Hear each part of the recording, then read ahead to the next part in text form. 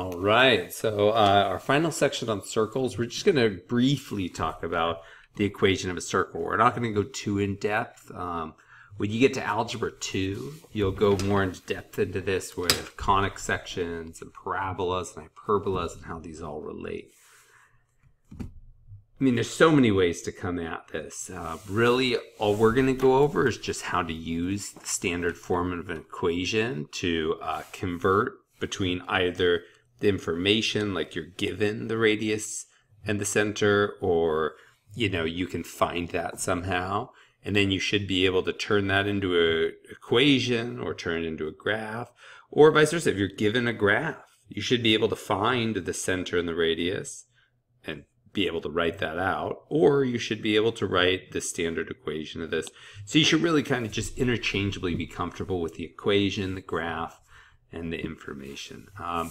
And so here it is. Here's the formula. It's simply saying if you have a center of h comma k, so that could be something like, -2, +5. And if you have a radius r, for example, that could be something like, let's go with 6. Then you would come over here and you'd plug it in. So you've got this x minus a number squared plus y minus a number squared equals r squared. And so we just come in and we'd say, well, the h value or the x value of our center is -2. Our y value is 5. So there's my center, -2, 5. Then the radius was 6. We plug that in. And just simplifying it, what you would get is you would get x minus -2, that's x plus 2 squared, plus y minus 5 squared we'll leave as is, equals 36. And that's the standard form of an equation with center -2, 5, and with radius 6. And that's really it. That's kind of the 1-minute overview. So let's just do a bunch of practice problems with that. So write the standard equation of this circle. So the center is at 0, 0. I can see that right here. And then the radius, I can just count over 2, so the radius is 2. So we get x minus 0 squared plus y minus 0 squared equals 2 squared. And then we'd simplify that to be x squared plus y squared equals 4. So that's the equation, the standard equation of a circle. Okay. Let's do a couple more, and then at the end of this I'll talk about why is this true, but really just getting into the how first for those people who want to practice this. So let's find the center of this. Looks to be right here. The center, 3 in from every side. So we got a radius of 3. We got a center point of -1, comma -1 with radius is 3. So we get x minus -1 squared plus y minus -1 squared equals 3 squared. In other words, x plus 1 squared plus y plus 2, y plus 1 squared equals 9. That would be our simplified version. Okay, this one says write the standard equation if you're given some information. So x minus 0 squared plus y minus 0 squared equals 7 squared, simplifying that.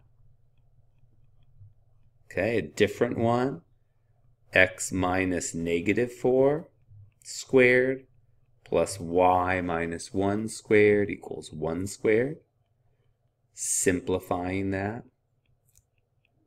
Okay, so hopefully these seem pretty straightforward, not much critical thinking here involved, just getting used to the standard form.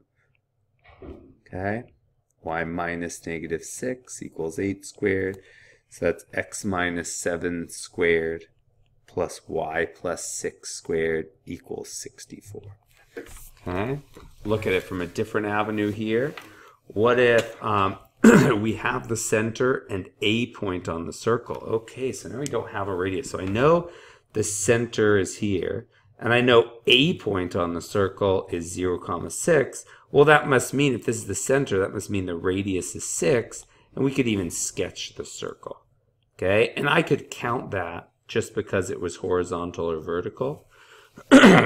So there's our center. We found out that the radius was 6. So this is x minus 0 squared plus y minus 0 squared equals 6 squared. So x squared plus y squared equals 36. Okay, and then I wanted to show you a problem like this. So this time it says, okay, we got this center at -3, 5, okay? And we got, oh my gosh, what a poor graph. We got 1, 8, so it would be off our graph, but the graph is just scratch paper, so that's fine. Okay, so we have the center, but we don't have as the radius. If only we knew this distance here. And of course, if we want to find the distance between 2 points, we could either visually on a graph, we could count and say, well, from -3 to 1, we went over 4. From 5 up to 8, we went up 3. And then we could use the Pythagorean theorem to find there's a 3, 4, 5 triangle, so the radius is 5. Or just more in general, if you have the center and a point on the circle, then you would just find the distance between those. So the distance is the square root. This is just the standard distance formula between any 2 points. So we subtract to find the difference of the x values, square it, plus what's the difference of the y values, and square it. So we get square root of 1 plus 3, or 4 squared, plus 3 squared. The square root of 16 plus 9, square root of 25. So we get the distance between those points is 5. Now, that is 5. We know this is the center of the circle, so it must be 5 in every direction. So the equation of the circle would be x minus the x-coordinate of the center. Again, this is the center up here. So x minus -3 squared plus y minus the y-coordinate of that center equals, and we just found our radius here of 5, so equals 5 squared. So this is x plus 3 squared plus y minus 5 squared equals 25. Okay. Now finally it could ask you to graph these. So this is obviously in the reverse order. So it's saying given an equation. Well, what would this be? This would be x minus 0 squared plus, just kind of unsimplifying this, y minus 0 squared equals 7 squared. So I know my center is 0, 0, and my radius is 7. So I'm going to go to center 0, 0. My radius takes me 7 up, 7 over, and I just draw in the anchor points I know exist, and I just kind of sketch it. I know it's going to be vertical here because it's symmetrically turning around this, right? So I know it's going to be horizontal, vertical, horizontal. So then I just kind of connect, like that, connect kind of like that, and I just keep going that same way here. So I just go until it wraps around. And again, it's just a sketch, so it doesn't have to be perfect. Okay. So over here we've got x minus 3 is already unsimplified. That's great. We've got plus y minus 0. That's great. Equals 4 squared. So that would be center 3, 0. Because even though it's x minus 3, remember the format is x minus the h. So if there's a negative sign there, that means we actually are taking away positive 3.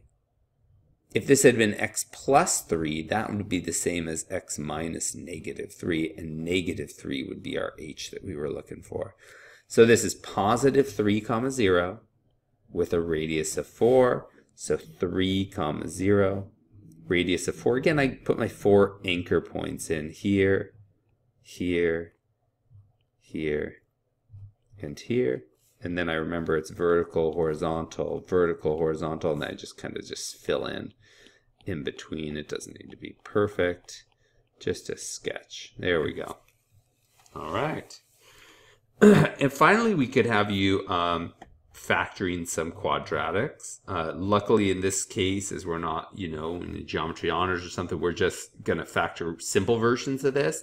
Later on, you can practice completing the square, and it gets much more interesting. And then that's really when you get into conic sections, because as you complete the square, you find out, is this an ellipse? Is this a hyperbola? What is this here? So down here, they already put it in order. So the x squared is by itself. There's no 2x or 3x or 4x being added to that. So we know we're going to end up with just x squared. And then we've got a y squared and a y followed by a number using some basic factoring or remembering that that's a perfect square. We get that this is y minus 3 squared equals 2 squared. Now, again, I mean, the true way to do that would be with the x box. And remember that, okay, I want something whose product is positive 9, whose sum is negative 6. So if the sum's negative and the product is positive, it means we're dealing with two negatives. And that's either 1 times 9 or 3 times 3, because those are the only two things that multiply, or the only two sets that multiply to make 9. So it's negative 3 and negative 3. We would make our box, and we end up getting this. Okay? So now we've got x minus 0 squared plus y minus 3 squared equals 2 squared. So we've got a center of, and this is determine whether it defines a circle, and if the equation does, rewrite it in standard form. Oh, so we already rewrote it in standard form. But just to go a step further, we've got the center 0, 3, and we've got a radius of 2. And then you could go ahead and graph it. You've got all the information you need. Okay, using some basic x box factoring here, we would get that this is x minus 4 squared plus, and this is y plus 1. Oh, this is not y plus 1. Sorry, so this will be y plus 1 if this was a 1 right here. And so what I'm going to do is I'm going to take 3 away from both sides really quick. So we get, I'm going to leave this already factored, x minus 4 factored perfectly, plus, and now we have y squared plus 2y plus 1 equals 22. Okay, now I can factor this into perfect square. So we got x minus 4 squared plus y plus 1 squared equals, and then this is the square root of 22 squared, right? Because that's exactly what the definition of a square root is. It's the number, the irrational number, if it's not a perfect square, but the irrational number that if you square it, it will exactly be equal to 22. Okay, so is this a circle? Well, let's look. This is the standard form. It's got a center at 4, negative 1, and it has a radius of square root of 22. And square root of 22 is just between 4 and 5, some decimal. So yeah, that's totally a circle. Now you might ask, well, wouldn't everything be a circle? Now, when you get into conic sections in Algebra 2, you'll look more in depth into this. But for our intents and purposes, as long as you got the same coefficient next to each of these, so even if it was a 2 or a 3 next to both, in this case we got a positive 1 x squared, a positive 1y squared. As long as you've got an x squared and a y squared and they have the same coefficient, you're looking pretty good. The final thing you have to check is just that, is the radius a real number, right? And a little more than that, is it more than 0, right? Could this be a real radius of a circle, right? A circle has to have some radius greater than 0, and it has to actually exist, not an imaginary number. So if you got something like x squared plus y squared equals negative 1, or the square root of negative 1, or x squared plus y squared equals 0, it would be impossible for a circle to have a radius of 0. That would be a single point. That wouldn't be a circle. If you got a radius of a negative number, that wouldn't work. If you got the square root of a negative, that wouldn't work. So in any of those cases, we would say, no, this is an impossible situation that does not I shouldn't say it's an impossible situation, but it does not represent a circle. It might represent a point or nothing at all on the real xy plane. Okay, so why is this true? Right, so let's look at, what is a circle? So a circle is all of the points equal distance from some center. So once you have a center, imagine you tie a string to that center, and the string is of some length, let's say 5. If I take that length of 5 and I swing it around with a marker on it, I would draw this circle. Another way to think about it is this circle is just the collection of infinitely many points, which are every single point in a two-dimensional XY plane where the point is 5 from the center. Now, if you put an infinite number of dots around this center that are all a distance of 5 away, they are so infinitely close with no gaps in between that it appears to be a straight line, or not a straight line, but a solid line. Okay? So all of the XY that are some distance from the center, that's what a circle is, okay? So let's look on a graph then. What this means is all of the points XY that are set distance from the center. So for an example, we have this center point, -1, comma, negative, or +3. So this center right here, okay? And then we have of a radius 3. Again, that's just in this example, we got a radius of 3, a radius of 3, a radius of 3 in every direction. It's 3-way. Okay, so what that means is if I take any point on this circle, XY, and find the distance between that point XY on the circle, so every single point on the circle XY, if I find the distance between that point and the center point, the distance should be the radius, or 3. So in other words, if I plug in X and Y into the distance formula with -1, 3, which is the center, I'm always going to get 3. So what that means down here is the distance is 3 equals, and here's the distance formula of every single point on the circle and the center. So I'm literally saying the distance between a point and the center is 3. And then what I did here is I just squared both sides, and look at what you get. You get exactly the standard form of this equation. You get x minus the x coordinate squared plus y minus the y coordinate squared equals the radius squared. So really, this is just the distance formula between any point on the circle and the center. So if I plug in any point on the circle, it will come out as true because the distance from the point on the circle is 3. If I plug in any point not on the circle into this, I'll get a distance that's not 3, and it won't work out. In other words, any point on the circle is a solution. And any point not on the circle, since the distance is not equal to 3, is not a solution.